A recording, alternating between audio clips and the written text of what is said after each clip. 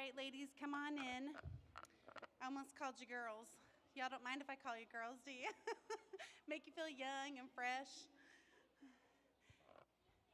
Come on in. You can sit wherever you are comfortable sitting.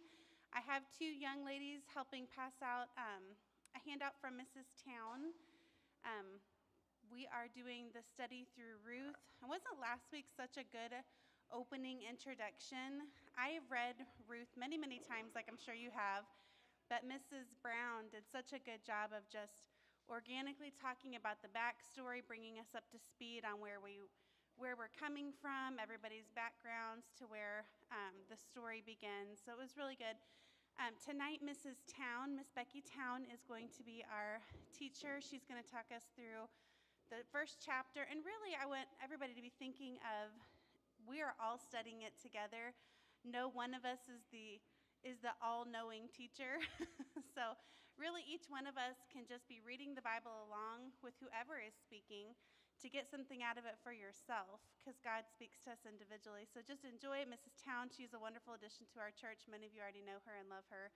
She and her husband do the Young at Heart.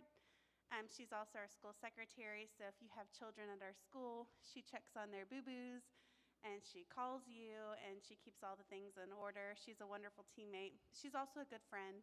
She's just a very servant's heart. She wants to be part of the team and help, so I love working with her. I'm just filling in tonight for Mrs. Towne. Pray for her and Pastor. They are up in Iowa. Everything is fine. They're going to visit Pastor's dad just to be a blessing to him. So enjoying some time away, but pray for Mrs. Toole and Pastor as they're out of town, just for traveling safety. But she'll be back next week. But we'll pray, and then I'll have Mrs. Towne come up, and we'll get started on tonight's lesson. Lord, thank you for your many blessings. Lord, I pray that you would help us tonight as we go through the book of Ruth. Lord, give us your ears to hear. Lord, I pray that you would help each lady to be helped with whatever truths that we will learn tonight through the book of Ruth, through her story. Lord, I pray that you would help all the other teens and kids and men and all the different places that they are. Pray that you bless Pastor and Mrs. Toole as they are away, give them safety, and help them to return quickly and safely to us. In your name.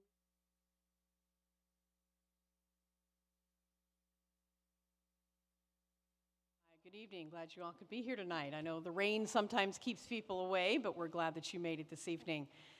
As last week, I was not able to be here last week. I was not feeling well, and my voice is getting back to normal, so excuse my voice tonight. And then the second part of tonight is going to be very interesting because I just got new glasses today. So I'm going to revert back to my old ones probably at some point in time, just trying to get used to the depth perception and whatnot. So that's fun. Obviously tonight, we are going to continue in the book of Ruth, Mrs. Brown giving the large overview that she did last week, but we're going to come back to chapter 1. So if you have your Bibles and want to open them to Ruth chapter 1, Joshua, Judges, Ruth, then 1 Samuel, 1 Kings, 1 Chronicles, if you're needing to find that. And I'm going to take a little bit of liberty tonight and not deviate from the book of Ruth, but just in the story itself. We're going to talk about the in-law relationship that Ruth and her daughters-in-law had.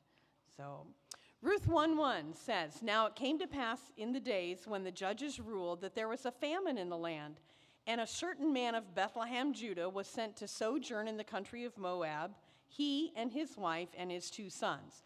Now, the handout I gave to you is basically, I'm a hands-on kinesthetic learner. I've got to see it, I want to touch it, feel it, and know what I'm talking about.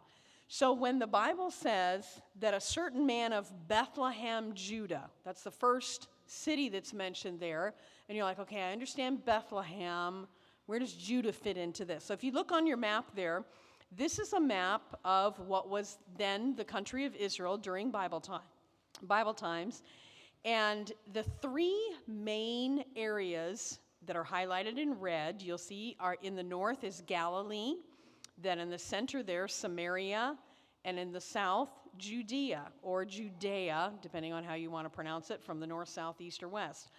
Now, the Jordan River runs right through the kind of the middle of the page there, and you'll see, if you turn it sideways, you'll see Jordan River. Everything to the right or to the east of that, Decapolis and Perea, that is what we would now know today as the country of Jordan. North of Decapolis in that area would be Syria.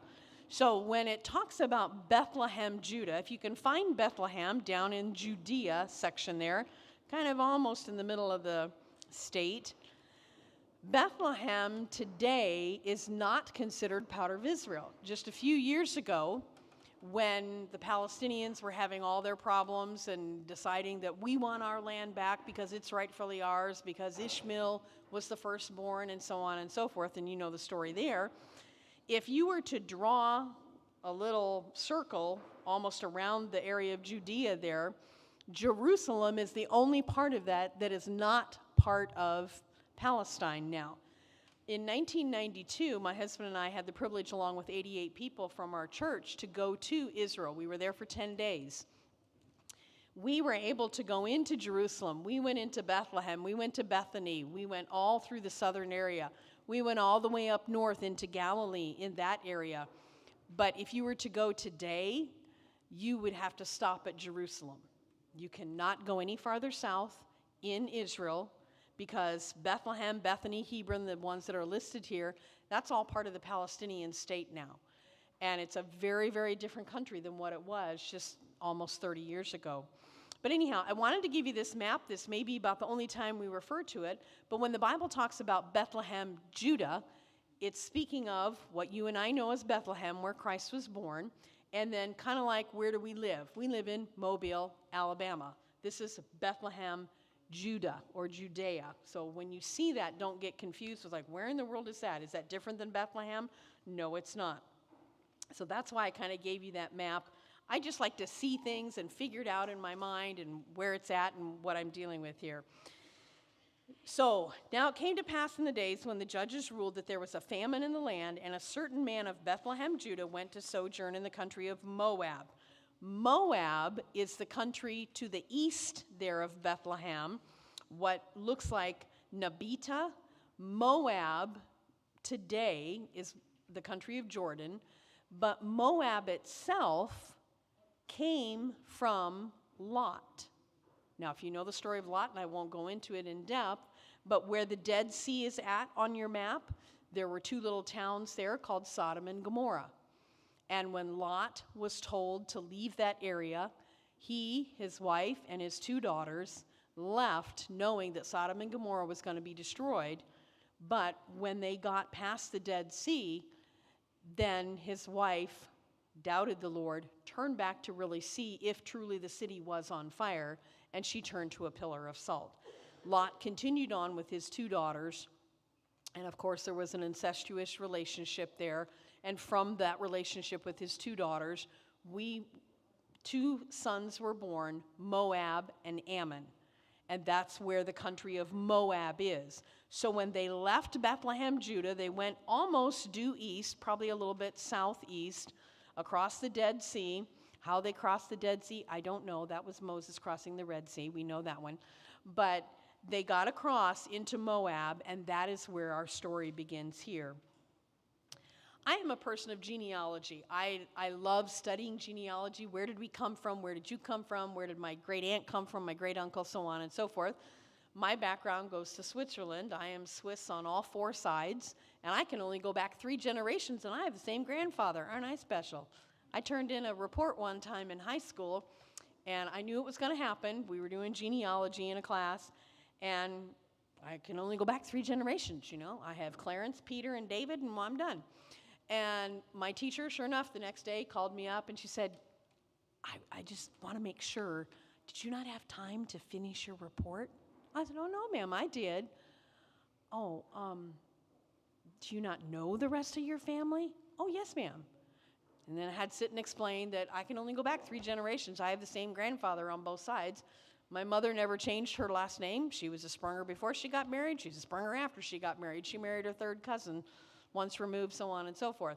So anyhow, in Moab, all those genealogies kind of conglomerate, and I did my best over the last week and a half. I wanted to find out Elimelech's background. And I studied and looked and read in the Bible, looked online, you know. I couldn't find it. It's like every genealogy chart there was, it just said Elimelech. And I'm like, but he had to have a father. had to have a mother, and I didn't find it. Now, I'm not a pastor. I'm not a man that studies. Maybe it's in here farther than what I needed to go. But anyhow, in the order then, with Elimelech and his wife, Naomi, then of course their two sons, Mahlon and Chilion. Mahlon is a Hebrew name, and it means sickly. Just what it means. Now, whether Mahlon was born as a sickly child, and that's why his mother named him that, we don't know. We weren't there. Chilion means wasted. He was second born, so maybe they felt like this is just a waste of time. Our first son was sick. Maybe the second son was sick. I don't know. But it means waste or wasteland there. Now, the Bible tells us in the book of Ruth then that two ladies came into their life when they moved to Moab. And once again, remember that Moab was a wicked, wicked country. Okay? Coming from Israel, they had the Lord in their life. They were probably raised in a Christian home and Christian atmosphere. Now moving to Moab, they're basically in the world. They are learning the cultures of the world. They're seeing the garbage and the sin that happens. And yet now they're of marrying age, and they have to find a wife. Now, excuse me with my cold here. It doesn't really say how they met, their two wives, but they met and they married. And they married, Ruth married Mahlon, and Orpah married Chilion. And I'm going to take a sidestep here. In 1954, in the state of Mississippi, a little girl was born, and it was a biblical name given to that little girl, and that little girl's name was Orpah, like the Bible name Orpah in the book of Ruth. Her family was a slave family from many generations back, but they believed in the Lord, and when they did and they named her that, it was decided that they would call her Orpah. But somewhere down the line, probably in the next day or two or whatever, nobody could pronounce it. They did not pronounce it correctly and ended up calling their little girl Oprah. Need I say more? It is a true story. You can look it up on her own biography. And her name, legally to this day, on her birth certificate, still says Orpah. But no one calls her that. And she goes by the name Oprah. But famous as she is, she was named after the Bible there, a biblical name. Now, I am going to take some liberty here and talk about in-laws tonight. How do we get an in-law in the first place? We get an in-law usually by having a wedding. Is that not correct? Okay.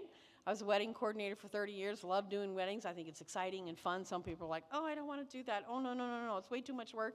I love it, but that's okay. And in Bible times, a wedding could last up to 1 month. Now, in helping ladies and girls, young girls plan their wedding, we're usually talking about one day, maybe a reception into the evening, and we're done. Not in Bible times. Oh no, we're talking about a month-long wedding, okay? That's a lot to plan for. First of all, to feed that many people for that long.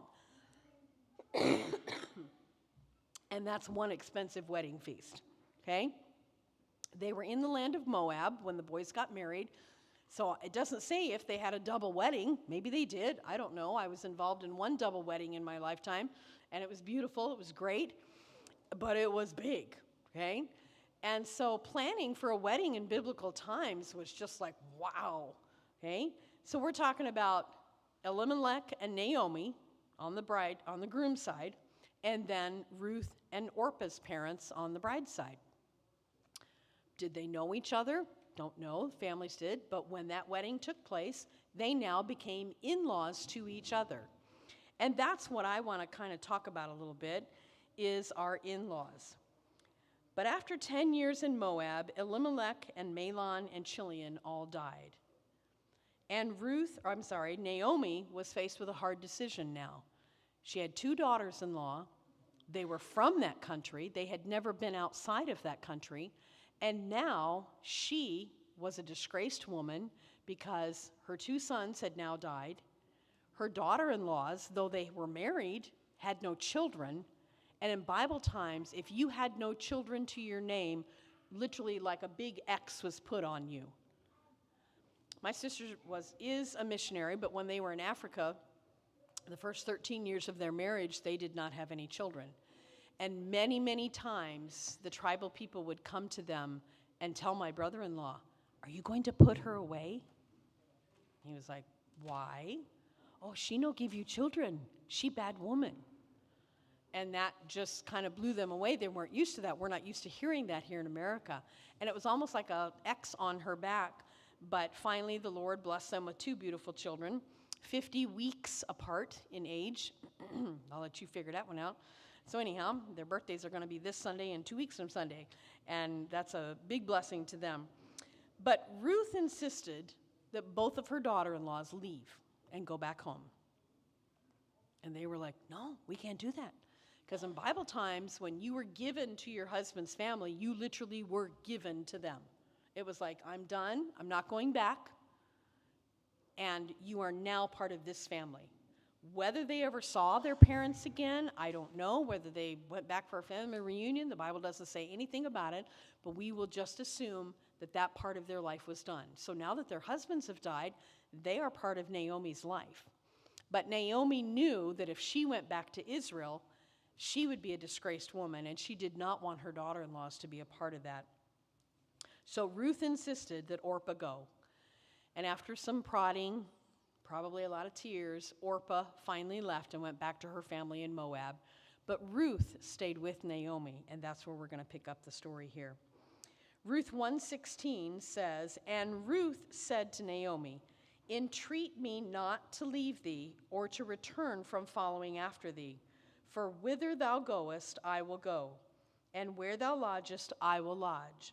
Thy people shall be my people, and thy God, my God.'" Being a wedding coordinator, I want you to listen to a song.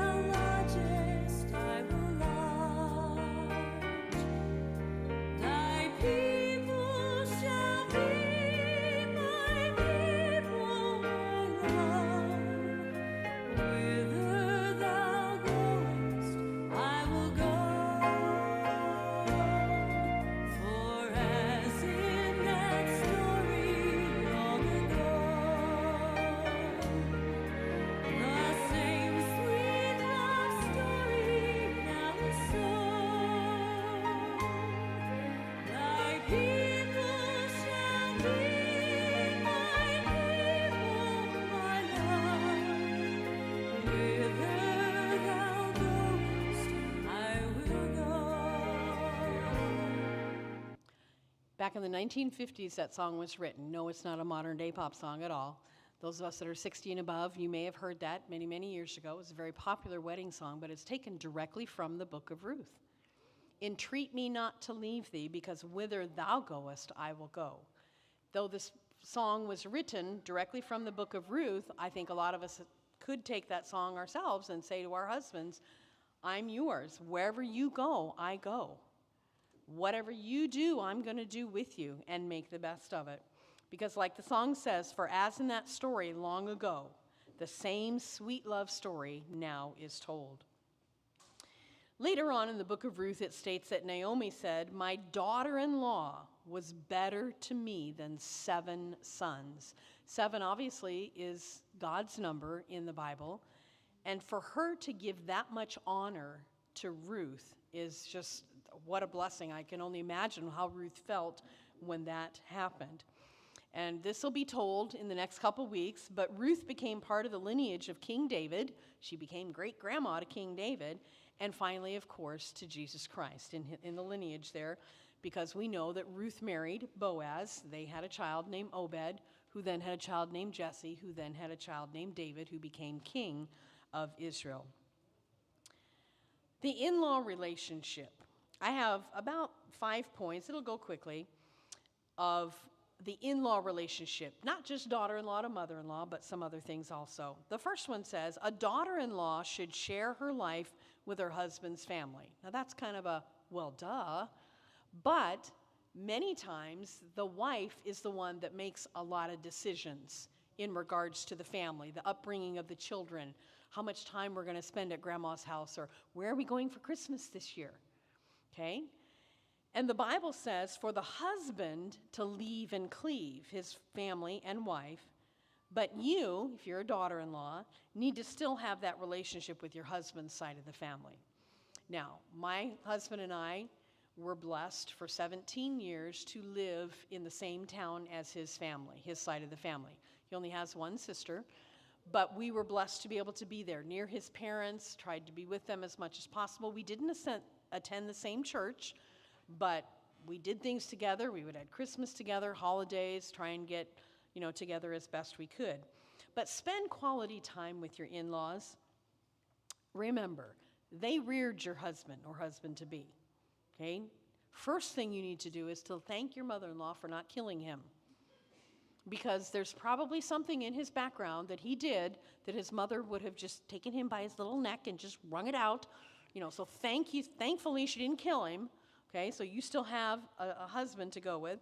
But practical things, inviting them over for dinner, doing things with them together. Now, we have to remember, as a mother-in-law, that my son or daughter and their family is now an established family.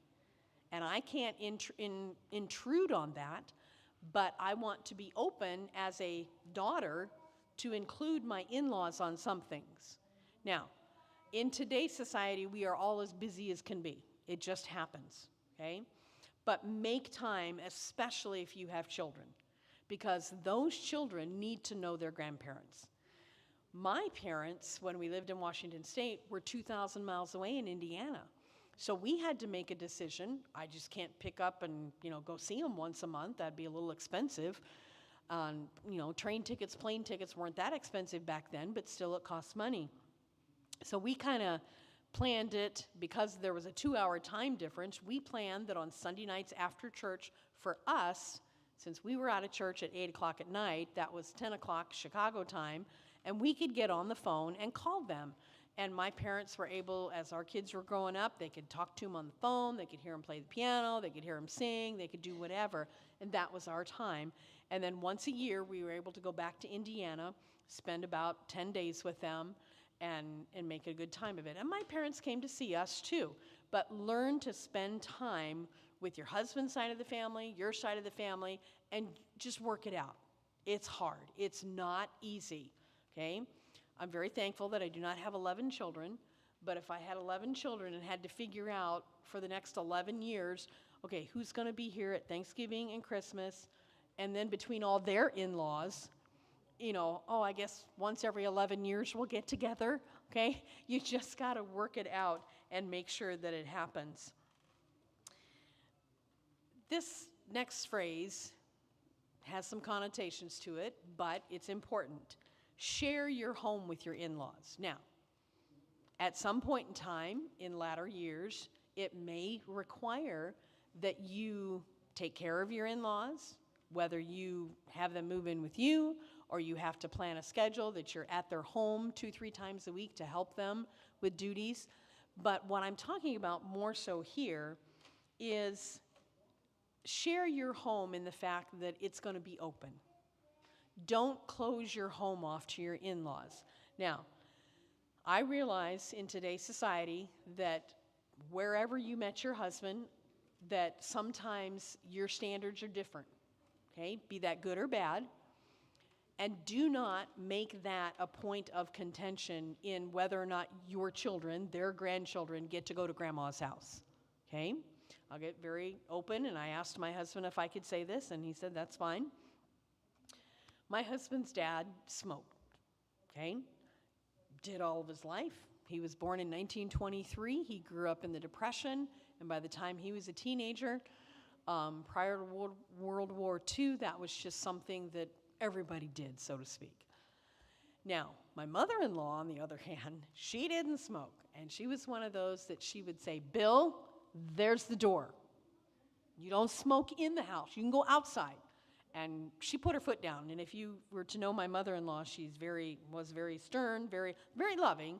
But it was like, okay, if that's what she said, you're going outside to smoke, then you better go outside. Otherwise, you're going to get your head ripped off. Okay? Now, we never made that a point of contention in our family that, oh, well, we can't take our kids over there because they'll see Grandpa smoking. No, that was not. And he tried very hard not to do it in front of the grandchildren, and was very appropriate. I don't know of any time where I would have ever seen him try and give a cigarette to one of the grandkids or something like that. Never saw anything like that. But don't make their lifestyle a reason why you don't go, okay? You say, well, there's something there that I just don't want my kids to see. Okay, then you either have a private conversation with them and you work out a time where either you meet at a restaurant or you do something together, because your grandchildren need to see their grandparents, okay? It just has to be. Otherwise, they're going to end up with a bad taste in their mouth, and later on there'll be animosity, and you just don't need that. One of the good things that my father-in-law did, he knew he was probably close to death, and he decided, he called my husband and I, and he called my sister-in-law and brother-in-law over to the house one day, and he said, he wasn't a rich man by any means, but he had saved and worked all of his life. He said, I want to take all the grandkids to Disneyland. Now, we lived in Washington State, so coming down to Florida wasn't going to happen. He said, I want to go take all the grandkids to Disneyland. And I waited, and I waited, and he said, oh yeah, and their parents can come along too. I thought, oh, thank you. I thought, well, I'm glad he likes me still. And we had a wonderful trip. We drove from Washington State down to LA and had a good time. We made almost a 2-week vacation out of it. And I'm so glad that we did that, because 2 months after we got back, he passed away unexpectedly. Died of a heart attack instantly. He was at home alone, but I'm glad we had those memories together. And I did not want to exclude my children just because of one little thing that could have been a stumbling block to him and to us. Another idea is a mother-in-law should not expect any particular type of treatment from her daughter-in-law. Now, by that I mean, some of you aren't married, but you will be one day, and you'll have that mother-in-law situation. And if you become a mother-in-law or are a mother-in-law, don't think that, well, they never invite me over, or they never do this, or they never do that. No, they have their own family. Don't expect your daughter-in-law to be your best friend. Now, it's great if it ends up that way, okay? But know your boundaries with them. They should know yours, but make things work. I just cannot emphasize that enough, because I've seen too many families put a wall right between it, thinking, oh, well, this will be best for our family, and it's not, and it doesn't work out very well. A relationship will deteriorate when the people involved begin to seek what they want rather than trying to be a blessing to all of the loved ones in their family. Ruth decided that she would treat her mother-in-law as well as if it were her own mother. Ruth was a Christian and knew that it was right to care for Naomi. Now, mother-in-laws and daughter-in-laws should be affectionate and encouraging one to another. My mother just passed away a few years ago, and so I was blessed to have my mom all the way up till I was, 58 years of age. My mom died when she was 88, and I had an opportunity there to glean a lot of wisdom from her. Some of you may have lost your mother when you were very young, okay? We have a lady in our school right now. I'm guessing her mother may be my age, maybe a little bit younger, just found out her mom has cancer, and she has a little 5-year-old boy who may not get to grow up knowing his grandma very well, much better. And to glean the wisdom that moms have or mother-in-laws have is important. It's an important relationship there, but to be affectionate and encouraging one to another.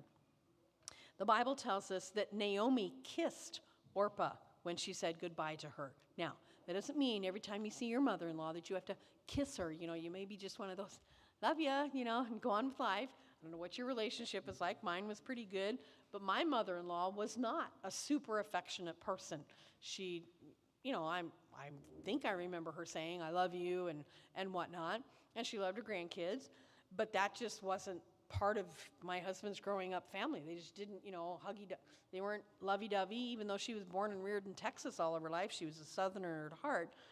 But the affection part wasn't there, a physical affection there. Naomi blessed and praised both of her daughter-in-laws. She wanted each of them to have a better life than what she had.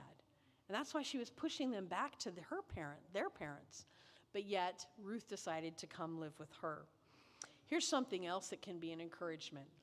As a mother-in-law, to be an encouragement to your daughter-in-law, how about maybe her mom doesn't live near there. Maybe you could send flowers for her birthday or plan a party or whatever the case may be. Now, I always encourage people, though, if they're going to do that as a mother-in-law, respect whatever her mother's plans are, okay? It's kind of funny story with when our daughter got married. I know John's parents very well, went to college with them, and we were planning the colors and all this wonderful stuff, but I never really talked to John's mom about things in the wedding, not out of spite or hate. We just, we were 1,000 miles apart. We just didn't do that. And I think it was the night of the rehearsal that I turned to her and I said, hey, you have a dress for tomorrow, and what color are you wearing? She said, well, it's kind of a goldish bronze color. I said, oh, wow, that's cool. Mine is too. I had no idea. It wasn't the same dress, but when we showed up the next day, we were like, wow, we planned this. We did good, And little things like that help build a relationship and be encouraging and affectionate one towards another. My mother-in-law was a woman who was addicted to the saints. That lady lived, and my husband can tell you stories from the time he was this tall, that he was drugged to the nursing home every weekend, and we got to make cookies, we got to go sing, we got to go make. My mother-in-law was an embroiderer. She didn't sew like with a sewing machine, but she loved to embroider. And she would take pillowcases and embroider things on them and give them away as gifts every year. She loved that. But her main thing was cookies. She loved to bake cookies. Every kind of cookie you can think of. Now, could we ever find a recipe in her house? Nope, it was all up here. My beautiful physique today is responsible and provided to you by my mother-in-law. My first year that we were married, I had never physically met them until the actual week of the wedding. You just didn't fly back then a whole lot. And our 1-year anniversary, we went out to see them, and that was the first time I'd ever been to his house or anything of that nature. I didn't really know anybody. It was a great church, and maybe I knew a few people, but of course we were staying with them. So for 5 days, Monday through Friday, I sat there and talked to my mother-in-law while she made cookies. By the time we got back to Indiana, I was 7 pounds richer. And it just continued from there. So anyhow, I'm twice the woman I was when I got married. But I enjoyed my mother-in-law. She was fun to be around. But she was one of those that when she called and those cookies were ready, you better be at her house within 5 minutes or she was walking. And I'm serious when I said that. She would start walking because she didn't drive. And there were a couple times that people at the church would walk in the office or see my husband in his office and go, your mom was walking down the road and I picked her up and here's your cookies that you didn't come get, because he was busy. And he's like, sorry, Mom, I didn't get there in time. But she was great to be around. So have that affectionate and encouraging one towards another.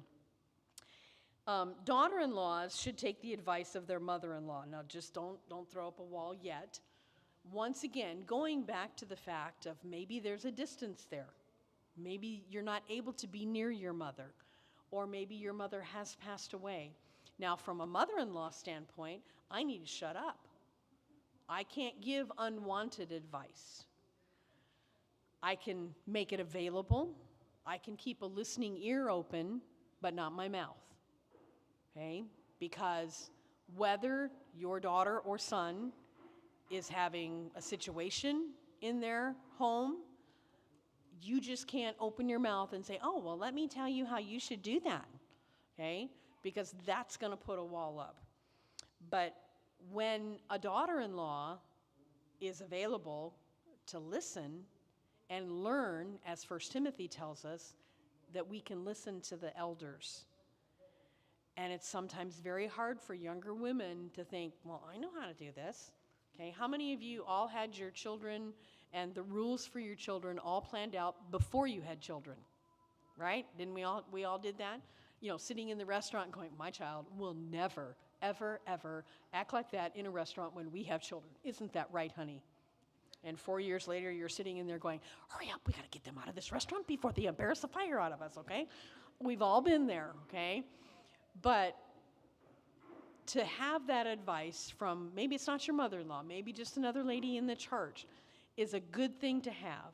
And I guess I could say I'm still young. 60's not that old, right? Age is only relative.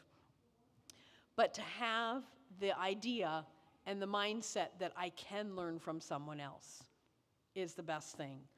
Dr. Jack Hyle's mother lived into her 90s, and until she wasn't able to talk anymore, she would be at the college, and she would just sit sometimes outside of her little room that she had there at the college, and girls could come by and talk to her about anything.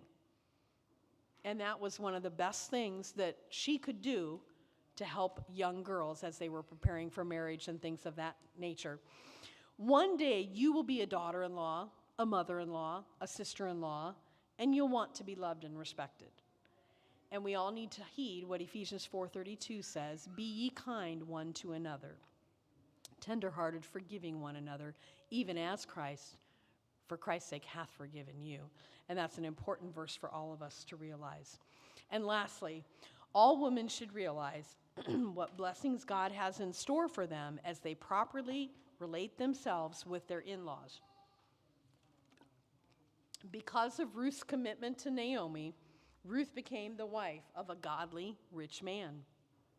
She also became the mother of a descendant of King David and of our Lord and Savior, Jesus Christ. Your in-law relationship is of utmost importance to you and your family. Your children will see how you treat them and act around them. Excuse me. Your children will see if you shun or favor one set of in-laws over the other. And I promise they will see that. I don't care if they're 2 or 22. It will show up. And remember, and we've all heard this, you don't just marry your husband. You marry his family. It might even include his pet dog, okay? It might come with you on the honeymoon, maybe not. But you're marrying his brothers, his sisters, his cousins, his aunts, his uncles, his whatever.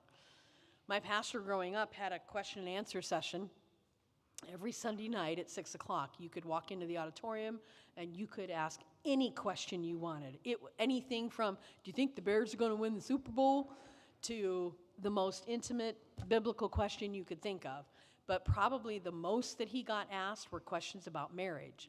And one of the things that I remember a couple times it got asked, people would say, and I'm not trying to be disrespectful to anyone, but people would ask and say, so Brother Hyles, what do you think about mixed marriages? And he would laugh at first and go, well, mixed marriage is good. A boy and a girl need to be together. They're mixed, you know?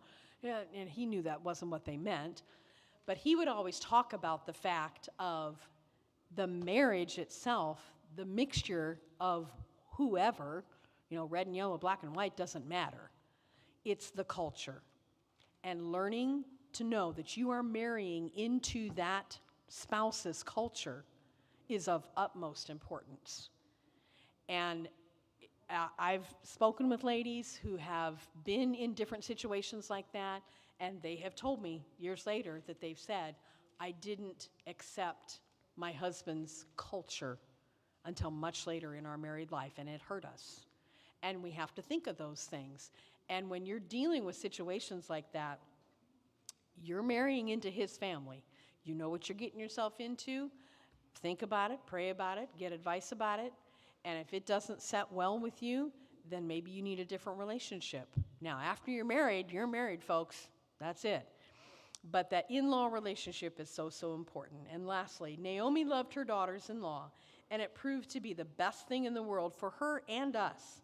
We received the greatest gift from this story, and that was the Lord Jesus Christ.